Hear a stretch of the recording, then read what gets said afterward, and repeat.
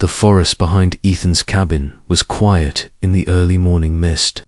Floated between the trees and the ground was damp from the night. Ethan moved slowly along a narrow trail with a small pack on his shoulder. In his hand he carried a coil of thin metal wire. Food had been scarce for weeks. The settlement where he lived was small and far from any major city. Most people survived by farming or hunting.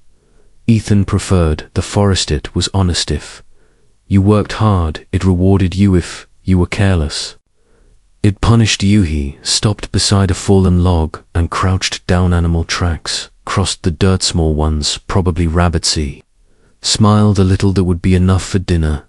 Ethan pushed a thin branch downward and tied the wire loop carefully. It was a simple snare. An animal would step into the loop and the branch would snap upward, quick, clean. He covered the ground lightly with leaves so the trap would not be obvious. Then he stood and brushed dirt from his hands. One trap finished, he planned to place 4 more before returning home. The forest was calm. Birds called softly in the distance. Wind moved through the tall pines. Ethan walked deeper along the trail and set another snare, then another. By the time he finished the last one, the sun had begun to rise higher above the trees. Golden light touched the forest floor. He looked around one last time, satisfied. Tomorrow he would check the traps. Then he turned and headed back toward his cabin. He had no idea that one of those traps would catch something no human had ever seen before. The next morning, Ethan woke before sunrise. He grabbed his jacket and walked into the cold morning air. The forest greeted him with silence and fog. Perfect hunting weather. He followed the trail toward the first trap. Nothing. Wire hung loose. The second trap was empty. 2. Thun shrugged. That happened sometimes there. Third trap was further down the trail where the trees grew thick and shadows stayed longer.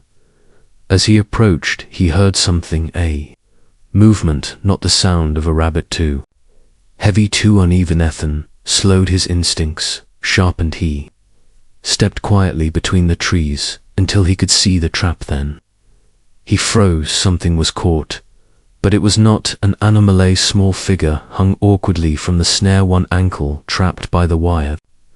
Branch had pulled her partly into the air. She struggled weakly. Long strands of dark blue hair fell across her face. Her skin was pale silver thin.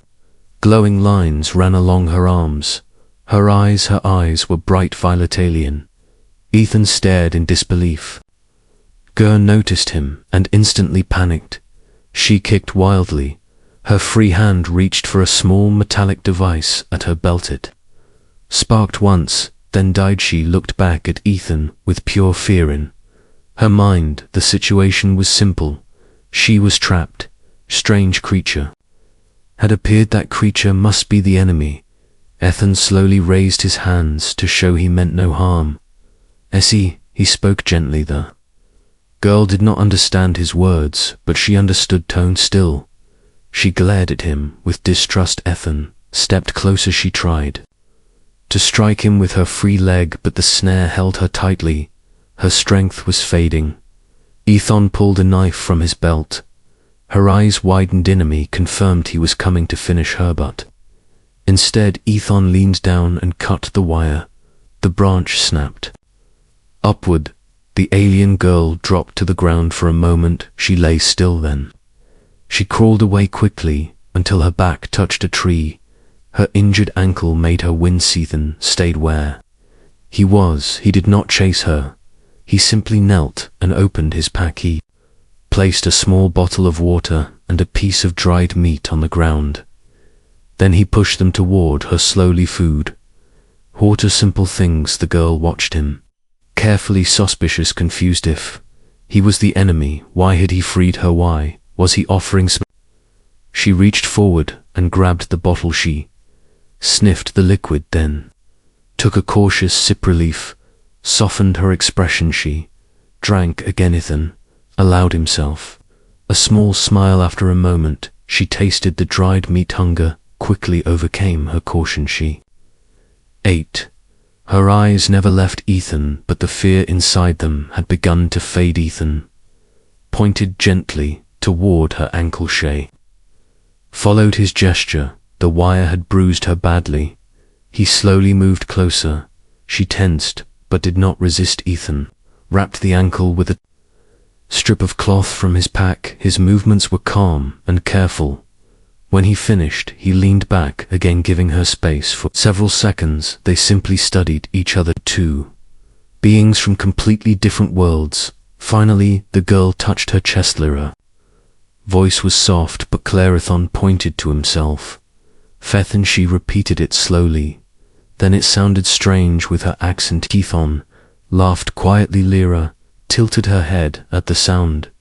Then she looked up toward the sky. Her face became serious. She pointed upward, then made a falling motion with her hand. Crash shipless. Dathan understood enough. Her spacecraft had crashed nearby. He stood and offered his hand. Lyra hesitated, then accepted with his help. She stood again. Her ankle hurt, but she could walk. He gestured toward the deeper forest. If her ship had crashed, it was probably in that direction. They walked slowly through the trees. As they moved, Lyra watched him often. She was still trying to understand humans. In her world, the first rule of survival was simple. Species were dangerous. Most encounters ended in violence. Yet this human had done the opposite. He had freed her, fed her, helped her walk. Eventually the forest opened into a damaged clearing. Broken trees lay scattered everywhere. Metal fragments covered the ground. At the center rested a small silver spacecraft, half buried in dirt. Smoke drifted from one side of the hull. Lyra rushed forward with sudden energy. Her hand touched the surface of the ship. Relief washed over her face. The craft was damaged, but intact. Systems still glowed faintly with blue light. Ethan remained at the edge of the clearing, watching quietly. Lyra climbed into the ship briefly, then returned. She approached Ethan slowly from a compartment on her belt. She removed a small glowing crystal device. She placed it in his hand, a gift, a symbol of gratitude. Ethan shook his head gently. He did not expect payment, but Lyra insisted. Her expression was serious. Thanked you. Even without translation, the meaning was obvious. Ethan nodded. Moments later, the spacecraft began to hum. Lights brightened along its surface. Wind rushed outward as the engines powered up. Lyra climbed inside and the hatch closed. The craft lifted slowly above the clearing. Leaves and dust swirled around Ethan. For a second the ship hovered, then it shot into the sky like a streak of silver light. Gone, the forest became quiet. Again Ethan stood there, holding the glowing crystal. Yesterday he had set traps for animals. Today he had rescued an alien traveler from another world, somewhere far above the clouds. Lyra would remember one important thing when she fell into a human trap. The human was not the enemy. The human was the one who set her free. Asterisk.